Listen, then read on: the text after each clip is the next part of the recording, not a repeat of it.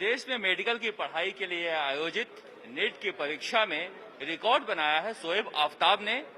आफ्ताब जो है 720 में से 720 अंक प्राप्त किए हैं, हमारे साथ हैं। ये तो आपने देश में रिकॉर्ड बना दिया। बहुत मेहनत की होगी या सोचा था कि इस तरह का रिकॉर्ड बनने जा रहा है? ऐसा सोचा तो नहीं था कि ऐसा 720 आउट ऑफ 720 आएंगे। और जहाँ तक मेहनत की बात है, जो रिजल्ट्स आए उसके सामने तो ये कुछ भी नहीं है। और अप्रैल 2018 में मैं इधर आया था कोटा में, ये सोच के कि मैं कम से कम सिलेक्शन लेके जाऊंगा। मेरे फैमिली में कोई डॉक्टर नहीं था तो खुद से ज़्यादा एक्सपेक्ट नहीं किया। और फिर आगे जाके मैंने ये सोचा कि जब मेरे मार्क्स इंप्रूव होते गए तो मैंने ये सोचा कि शायद टॉप 500 में आ जाए। फिर जब 12th में आया तो अराउंड 700 मार्क्स आने लगे तो खुद से एक्सपेक्टेशंस भी बढ़ी और तब मैंने सोचा कि टॉप 100 में हो ही जाएगा। ये थोड़ा प्रेशर भी रहता था कि उस मार्क्स को मेंटेन भी करना था और शायद इसी वजह से मैंने मेरा जो पढ़ाई पे फोकस था वो भी बने रहा। और फिर कोविड का भी टाइम आया, उस पर तो भी क्या दिमाग में कभी था कि 720 से 720 लेकर आना ही है? हाँ, ऐसा था कि मैं जब मेनली अगर मैं कोविड की बात करूँ, कोविड के टाइम पे बस मेरे को ये लगा था कि शायद इतना जो टाइम मिला है तो ज़्यादातर एस्पिरेंट्स इतना ज़्यादा पढ़ लेंगे कि शायद फिर कट ऑफ जो है वो बहुत हाई हो जाएगी। लेकिन फिर दिमाग में ये था कि अगर मैं 720 बाई चांस, मतलब तब तो ऐसा कभी सोचा भी नहीं था पॉसिबल होगा। मैंने सोचा था कि अगर बाई चांस मैं 720 लाऊं तो फिर मुझे क्या फ़र्क पड़ेगा किसी से। बस उस टाइम पे बस ये सोचा था। वैसे कभी एक्चुअली कभी एक्सपेक्ट तो नहीं किया था कि 720 आएंगे। कोटा में उस दौर में मैं देखा था कि लोग घर भागने के लिए कोई बस में भागे जा रहा है, ट्रेन में भागे जा रहा है। आप नहीं गए, बताया गया मुझे। क्या सोचा था मन में कि कोविड से ना डरते हुए कोटा में रहना है? एक्चुअली अगर मैं बात करूँ, अगर आप कोटा से जाते भी हो तो आपको ज़्यादा रिस्क है कोविड का अगर आप बस से जा रहे हो या ट्रेन से जा रहे हो। ये मैंने दिमाग में था और ये भी था कि अगर मैं यहीं रहूँ तो मेरा फोकस भी बने रहेगा पढ़ाई पे।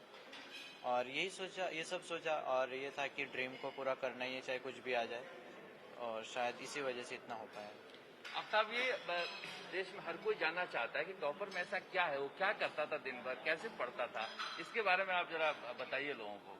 एक्चुअली वो आवर्स पे डिपेंड नहीं करते हैं कि आप कितने आवर्स पुट अप करते हो। एक्चुअली वो डिपेंड करता है कि आप एक आवर से कितना एक्सट्रैक्ट कर पाते हो और कितना आप उसको यूज़ में ले पाते हो। जैसे तो टाइम तो मतलब उतना ज़्यादा मैं पढ़ता नहीं था क्योंकि जैसा कि मैंने बोला स्कूल और कोचिंग के बाद अराउंड 3 या 4 आवर्स का ही सेल्फ स्टडी का टाइम मिल पाता था, जिसको मैं मेकअप करने के लिए जो हॉलीडेज होते थे उस पर अराउंड 10 आवर्स या 12 आवर्स का पढ़ाई करता था। तो इम्पॉर्टेंट ये है कि आप जितना टाइम बैठ रहे हो उतना टाइम आप अच्छे से कंसंट्रेशन से पढ़ो, ना कि आप ज़्यादा लॉन्ग टाइम तक पढ़ो। आप मैथ भी आपकी पढ़ाई में था और बायो भी था, तो क्या सोचा था आपने कि किस तरह से, क्या डॉक्टर ही बनना है? डॉक्टर बनकर क्या बनना है डॉक्टर में भी? 10th तक तो मैथ था, 11th-12th में मैंने पीसीबी लिया। स्टार्टिंग में मेरे को आईटी सेक्टर में बहुत ज़्यादा इंटरेस्ट था क्योंकि ऐसा मेरे को एक पॉइंट पे जब मैं बहुत छोटा था तो ऐसा भी लगता था कि शायद कुछ सालों बाद ऐसी टेक्नोलॉजी आ जाए कि डॉक्टर्स की ज़रूरत ही ना पड़े और टोटली आईटी सेक्टर में रोबोटिक्स से ही सब काम हो जाए। लेकिन फिर जब 9th में आया तो ये रियलाइज़ हुआ कि ये पॉइंट तो अभी बहुत दूर है, अराउंड ये सेंचुरी में तो मुश्किल ही है। तो उस पॉइंट पे मैंने ये सोचा कि फिर मुझे मेडिकल प्रोफेशन में ही जाना चाहिए और फिर मैं इसको। क्या बनना चाहते हैं डॉक्टर बने? किस स्पेशलाइजेशन क्या होना चाहिए? मैं कार्डियोलॉजिस्ट बनना चाहता हूँ। क्यों ऐसा लगता है? बस यही है कि इंडिया में ज़्यादा केसेस है तो बस इसे। इनका पूरा परिवार देखा जा सकता है कि यहाँ पर आया हुआ जश्न का मौका है। ये छोटी बहन है। क्या नाम है आपका? अलीशा सुल्ताना। अलीशा, भैया तो 720 में 720 ले आए, बहुत खुशी की बात है। आप क्या करना चाहती हैं बड़ा होके?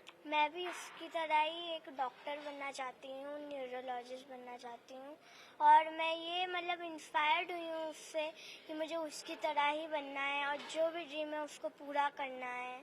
ऐसा नहीं कि मतलब आधा में ही छोड़ देना है, पूरा करना है, पूरा एकदम पूरा करना है। वाह। माँ भी हैं साथ में, और माँ जो है लगातार कोटा में रहकर साथ में पढ़ाई करवाती थी। इतने दिन साथ रही, कितने दिन कोटा में साथ रही और क्या फर्क पड़ता है माँ के साथ रहने से? सर बहुत फर्क पड़ता है, क्योंकि बच्चों के घर जैसा माहौल मिल जाता है, उसमें उसको कमी महसूस नहीं होता कि मैं अकेला हूँ, कि मेरे साथ कोई नहीं है।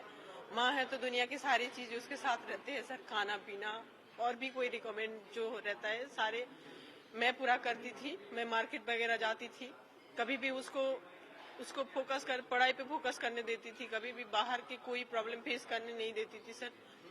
बस यही मैं ये चाहती थी कि मतलब जो बच्चे आगे जाके अच्छे डॉक्टर बने और उसको कोई मतलब तकलीफ ना आए। मैं इसके लिए पूरे मतलब जी जान लगा दी थी उसके ऊपर।